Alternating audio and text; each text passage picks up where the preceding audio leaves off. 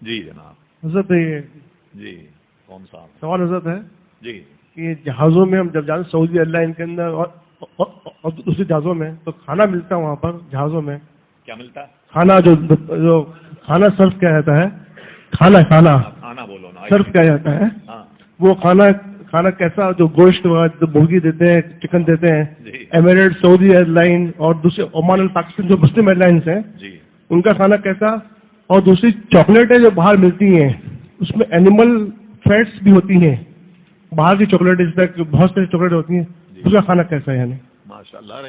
آپ تو ڈاکٹر ہیں, یہ تو سب چیزیں آپ سے پوچھتے ہیں. ہم اب ڈاکٹر مولوی سے پوچھیں تو بڑی عجیب بات ہے. سنیے آپ یہ بتائیے, آپ جب سفر کرتے ہیں تو کیا اسی وقت ٹکٹ لیتے ہیں ایئرپورٹ پہ یا پہلے سے لیتے ہیں؟ کیا کرتے ہیں؟ پہلے سے لیتے ہیں نا. اس میں لکھوا دو ویجیٹیرین, گوشت کھانے کی نوبت ہی نہیں ہے. جب آپ ٹکٹ بک کرتے ہیں تو ٹکٹ میں ہی ڈال دیجئے کہ میں گوشت نہیں کھاؤں گا, ویجیٹیرین مجھے چاہیے. اور بالکل ایئر ہوسٹس آپ کی سیٹ دے کر آپ کے سیٹ تک پہنچائے گی. بھائی ویجیٹیرین ہیں آپ, جی لئیے کھائیے آپ. تو اس میں گوشت کو کھانے کی ضرورت نہیں آپ کو. مثلا مثال کے طور پر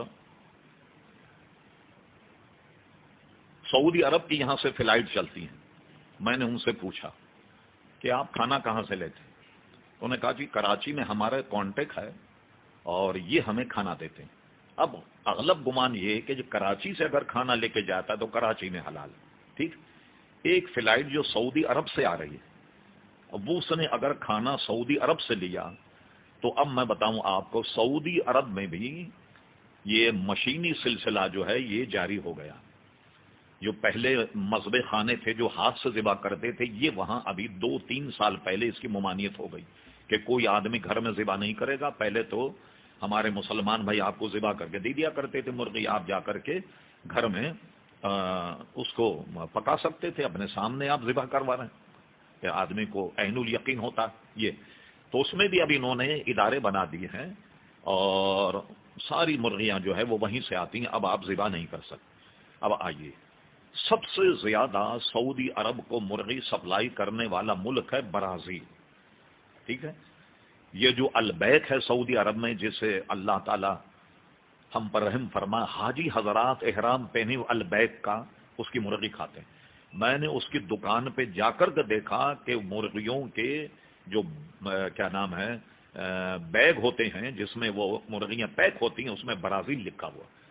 برازیل سے مرغیاں آ رہی ہیں. مجھے بتائیے کہ 30 لاکھ آدمی اگر مرغی کھائیں, 20 لاکھ تو مرغی کھائیں گے روز, تو یہ 20 لاکھ مرغی برازیل کون سے قصائی سے ذبح کرتا ہوگا؟ کس سے ذبح کرا؟ آسٹریلیا کے بکرے آتے ہیں, کس سے ذبح کرتے ہوں گے؟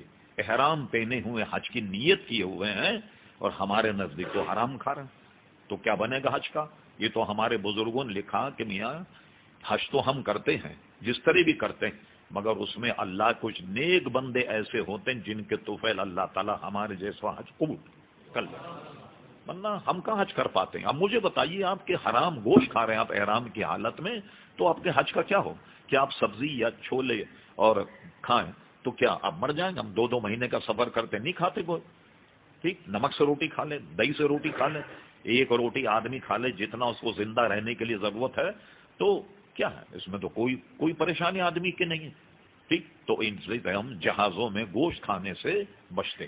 میں ایک دفعہ برطانیہ کے دورے پہ تھا, وہاں سے جب واپس آیا تو میں جدہ آ رہا تھا, ہمارے فوجی تھے کوئی ٹریننگ کے لیے برطانیہ گئے, وہ بیچارے احرام باندھے, مجھے مولوی سمجھ کر کے مجھ سے مسئلے پوچھے انہوں نے کہ احرام کی نیت کہاں کرے وغیرہ وغیرہ.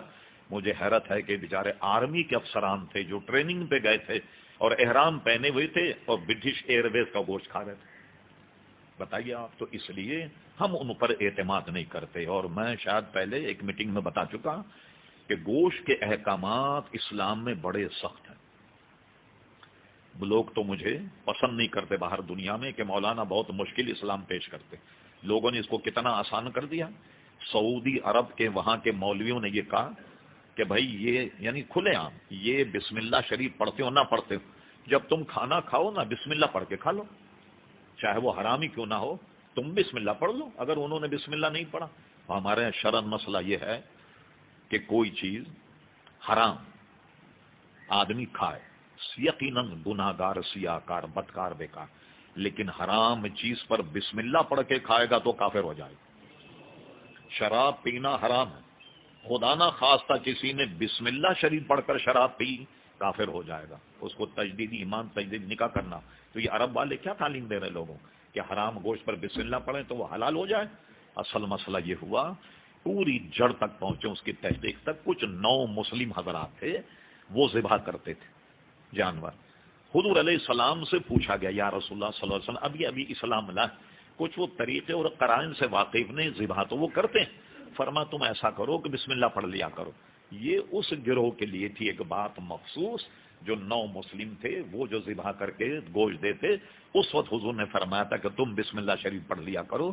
یہ اعلان عام نہیں ہے کہ امریکہ لندن میں جتنے بھی حرام ہے وہاں اور اس کو جناب بسم اللہ شریف پڑھ کر کے کھا لو۔ حرام پر بسم اللہ شریف پڑھا گیا تو آدمی دائرے اسلام سے خارج ہو جائے گا۔ ایک بات، ہمارے یہاں گوشت کا مسئلہ یہ مشکلات نہیں، میں بتاؤں آپ کو، اتنا وہ ہے حساس۔ کیوں حساس ہے؟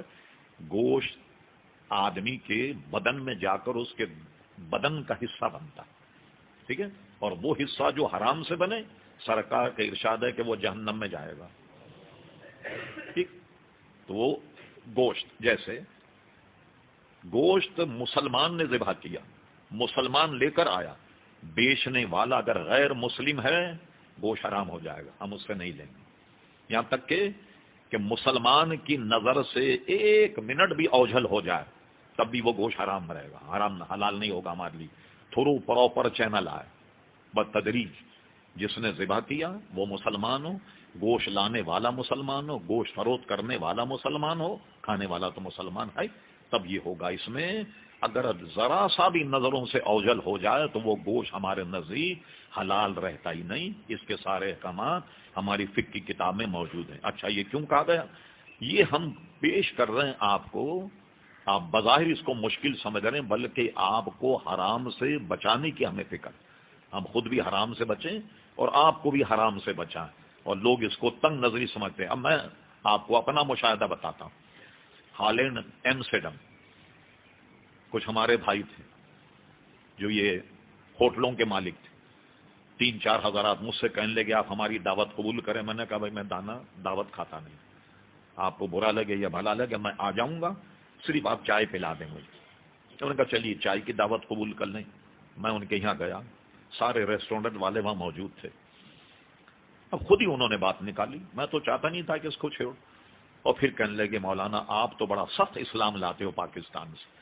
اچھا، کہنے لگے خود اعتراف کیا، یہ مسلمان ہے، اعتراف کیا، کہنے لگے جب ہوٹل میں رش ہوتا ہے تو آپ کہیں نا کہ خنزیر اس کڑھائی میں تلا جائے، مرغی اس کڑھائی، مچھلی، کہنے لگے اتنی فرصت ہی نہیں ہوتی، جس کڑھائی میں خنزیر تلتے ہیں اسی مچھلی تل دیں، جس میں مچھلی تلتے ہیں اسی مرغی تل دیتے، اور رش اتنا ہوتا ہے کہ سب ایک ہی کڑھائی میں تل کے اور دے دیتے ہیں، اور پھر اس کے بعد کہنے لگے کہ تلتے رہتے ہیں، جب یہ کیا کہتے ہیں تیل اور گھی بالکل سیاہ ہو جائے اس کو بھی الگ رکھ لیتے ہیں۔ میں نے اس کا کیا کرتے ہیں؟ کہنے لگے اس کو یہ جو میک اپ کرنے والے ہیں، لیپا تھوپی کرنے والے کا کاسمیٹک کہتے ہیں شاید نا، کہنے لگے وہ کمپنیاں ہم سے لے جاتی ہیں، وہ خرید کر کے اس چربی کو، اس گھی کو، وہ اس کو پروسیس کر کے اور اس کو وہ میک اپ کے سامان میں استعمال کرتے ہیں۔ یہ لیے کہتے ہیں نا آم کے آم اور گٹلیوں کے دام، جی وہ تیل بھی ضائع نہیں جاتا۔ تو ایسی مرغی یا ایسی مچھلی کس طریقے سے آپ کھائیں گے عزیزان گرامی؟ اس لیے ہم یہ اپنا کیا کرتے ہیں، کچھ ایسی چھوٹی موٹی چیز کھانے کے لگتے۔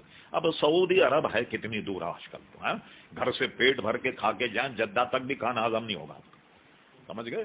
تو یہ اتنے چھوٹے رہا لمبے سفر کچھ نہ کچھ اپنے ساتھ رکھ لیں آپ کھانے کے لیے، ان کا کوئی چیز استعمال نہ کریں، صرف جوس پیتے رہیں یا ایسی چیزیں پیتے رہیں جیسے جوس ہیں یا مختلف قسم کے رس ہیں، وہ بند پیکٹ آتے ہیں، اس میں کسی کا ابہام نہیں ہوتا۔ اس لیے حرام سے بچنے کے لیے یہ کام آپ کو جہاں بھی آپ جائیں اس سے بچنا ہوگا، اور اللہ تعالیٰ ہم سب کو محفوظ رکھے۔